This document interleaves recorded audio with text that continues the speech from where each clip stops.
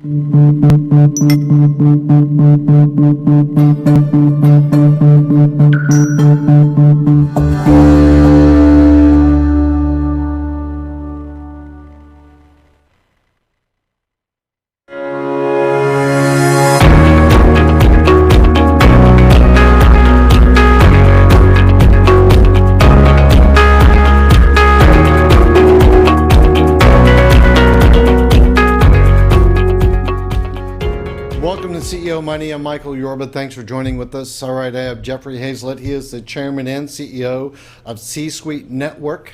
Jeffrey, welcome to the show. Thank you for being here. Thank you, and thanks for having me. I really appreciate it. I'm back home in my home office is South Dakota, so it's a pleasure to be able to talk to you today. I'm glad you're here. I'm also very happy to be a part of your family, having my podcasts up on your network. Give our audience some background on you, and then I want to talk, if we may, about hero leadership. Absolutely. Well, I've been a Fortune 100 officer of a major corporation, Kodak. I left there about 10 years ago and started the C-Suite Network. I bought and sold about 250 companies in my career, about 25 billion.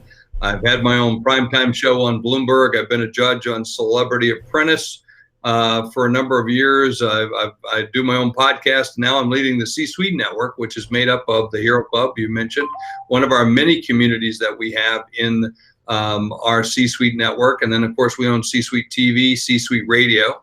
We're the largest business network for content today, reaching out to business. And we're so glad to have you and your show as part of that.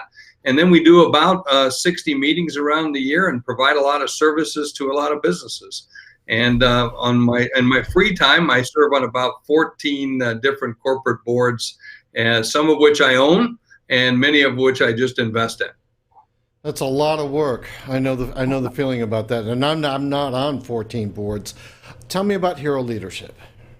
Yeah, a couple of years ago, I was approached by a gentleman by the name of Rob Ryan, who sold his company back in 1998 for $20.4 billion. That's with a B. And when he sold that company, he set aside a percentage of his company for all of his employees, and making the single largest number of millionaires ever created in one day.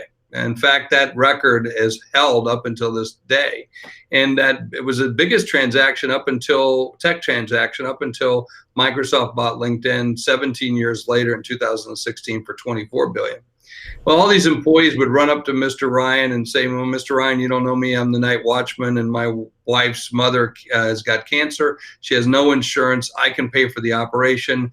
You're my hero. Or, Mr. Ryan, I'm the night janitor and I could send my kids to college. You're my hero. And so Rob and his wife, Terry, who was the chief legal officer at the time, didn't need to do that, but they decided that's what they wanted to do. And so they decided to start a group called the Hero Club.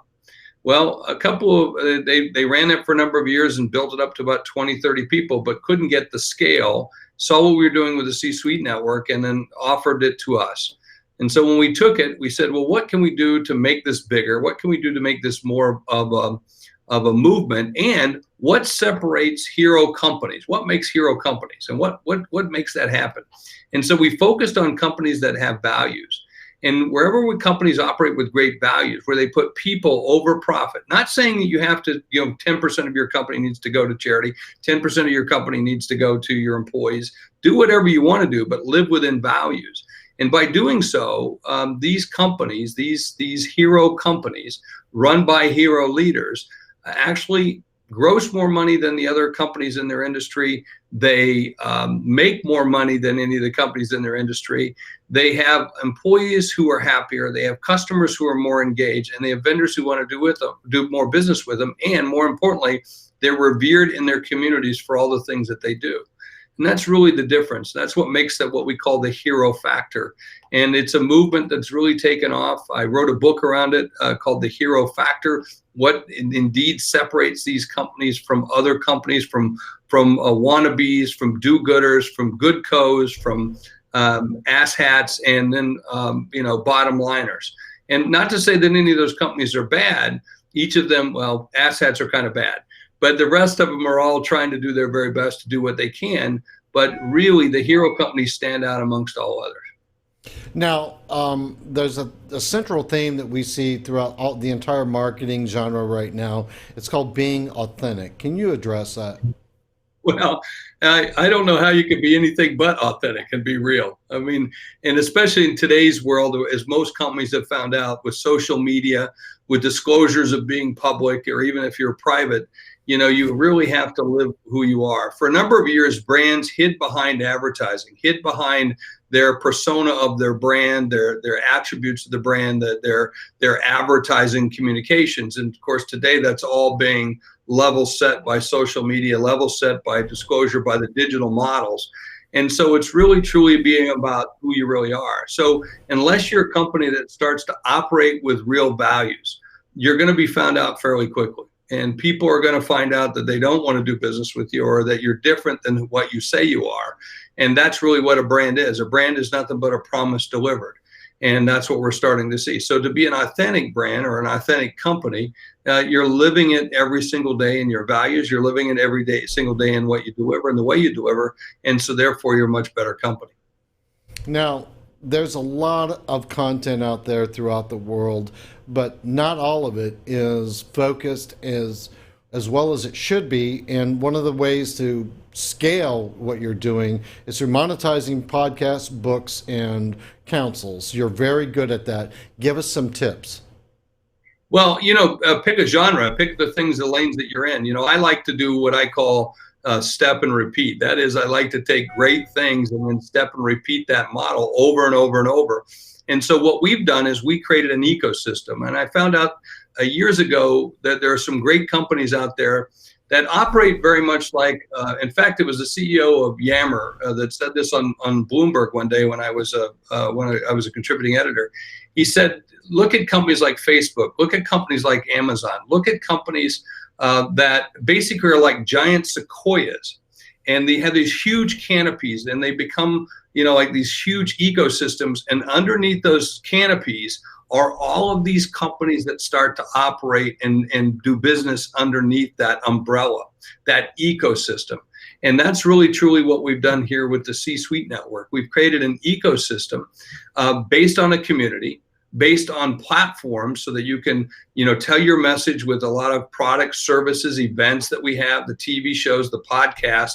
And then really truly what we're becoming is a marketplace. And that's what companies like Amazon have done. That's companies like Facebook have done, and many others that you see that operate very much like that. And so our goal is to be that giant sequoia that provides for a trusted environment for all C-suite executives to exist, to be educated, to make connections, to network, and to get great information and to find great partners. And then we bring those great partners together. We bring that information together. We bring the systems together so that that it's a vetted, trusted network. And that's what we're trying to do. Now, you wrote a book. Thank you for that. You wrote a book, The Hero Factor. You mentioned it earlier today. I want you to give us some insights in that, but let's focus and how you define leadership and how it's changed over the years and where really you want to see it go. Well, I think leadership has always been across the entire company. You can find people who are janitors, secretaries, and I'm not saying that they're the lowest positions, but typically in a hierarchical organization. But you can find strong leaders in those areas. And the key for most companies is to realize it doesn't just start in the C-suite. Great C-suite leaders realize that they can only be as good as their lowest common denominator or their weakest link. And so for them, what they want to do is empower people in their operations to make decisions that they would make, to take action as they would take that action, to live in values as they live in values. And by doing so, you have a company that's not where 5 or 6 people are the leader, but where 5,000 or 6,000 people that might work for you, or all the people that work for you, are leaders. And that's about creating that, again, that hero culture that really empowers people to live inside their values with diversity, inclusivity, and being able to take clear action and pick a side. I call that, it's a big thing in the book where I talk about pick a side. I don't care where you stand on issues, where you stand on things, but pick a side so that people know where you're going. And that's a great trait of a leader, is by telling people where you're going and how to get there. Jeffrey, it's been a real pleasure to have you on the show. I look forward to talking to you again soon. Wow, this went fast. Thank you. I can't wait to come back. Me too. All right. You've been watching CEO Money with Michael Yorba. Thanks for joining with us. Like us on Facebook, follow us on Twitter, and subscribe to our YouTube channel.